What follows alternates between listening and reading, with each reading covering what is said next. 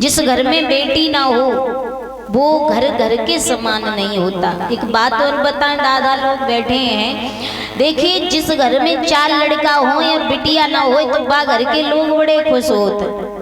क्यों मालूम है? कहता रे काय की चिंता है, 4 लड़का ही लड़का तो ब्याह लड़कनी को तो करवे ना। लेकिन इस बात को हम और आप भूल जाते। क्यों भूल जाते? क्योंकि बेटों की फिक्र करनी चाहिए, बेटियों की फिक्र नहीं करनी चाहिए। क्यों नहीं करनी चाहिए? क्योंकि अगर देखा होगा आपने, बड़े बड़े पैसे वाले लोगों के लड़के शादी के लिए रह जाते हैं। बेचारे सोच कोई कितने तो करवाए दे तो कर लेते। बिटिया गरीब क्यों नहीं रहते, लेकिन लड़का बड़े बड़े पैसों वालों के रह जाते हैं। क्यों?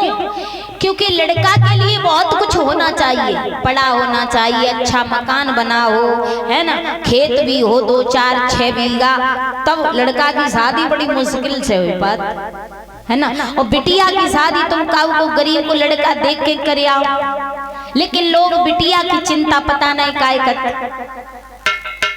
बेटी घर में अगर हो जाए तो लोग, ऐसा नहीं है कि सब करते हो, कुछ लोग ऐसे होते हैं, कुछ लोग, लेकिन बेटियों का ऐसा अपमान नहीं करना चाहिए।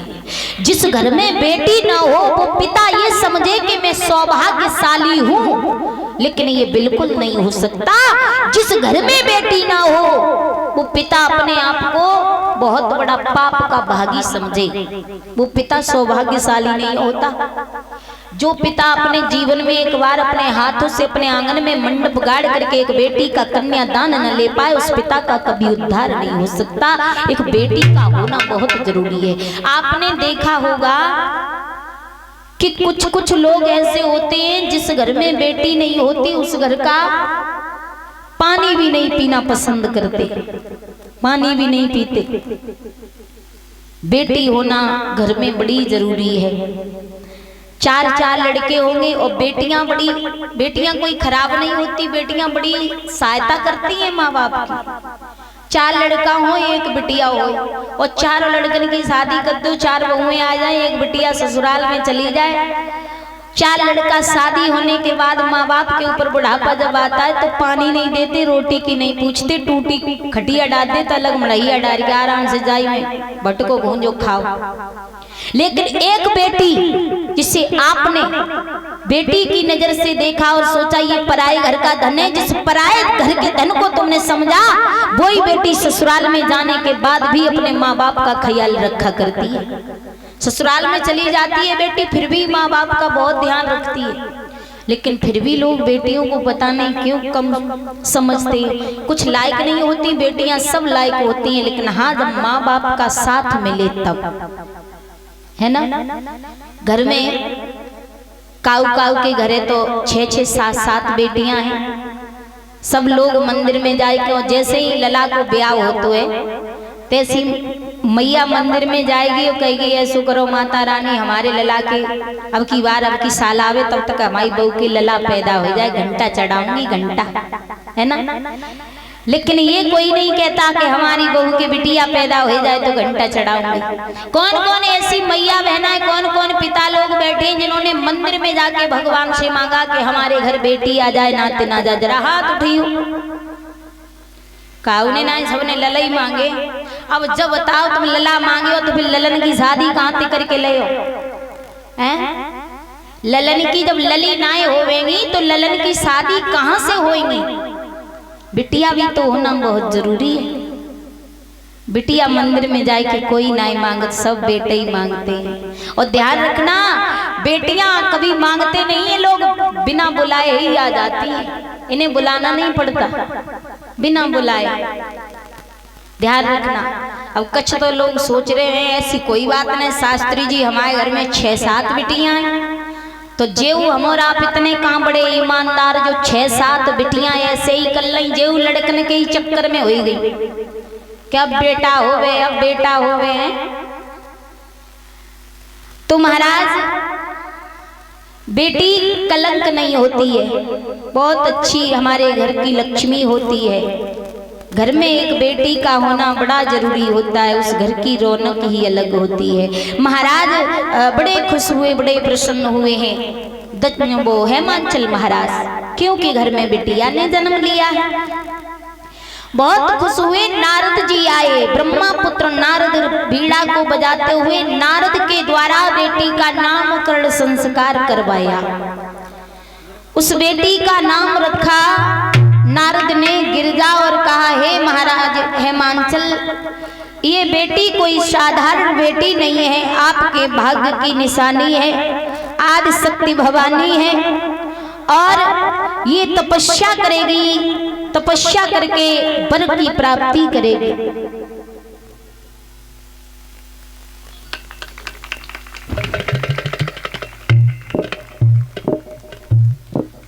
और ये हमारे संत महात्मा जी हमें पीताम्बर डाल करके सम्मान कर रहे हैं आशीर्वाद के रूप में।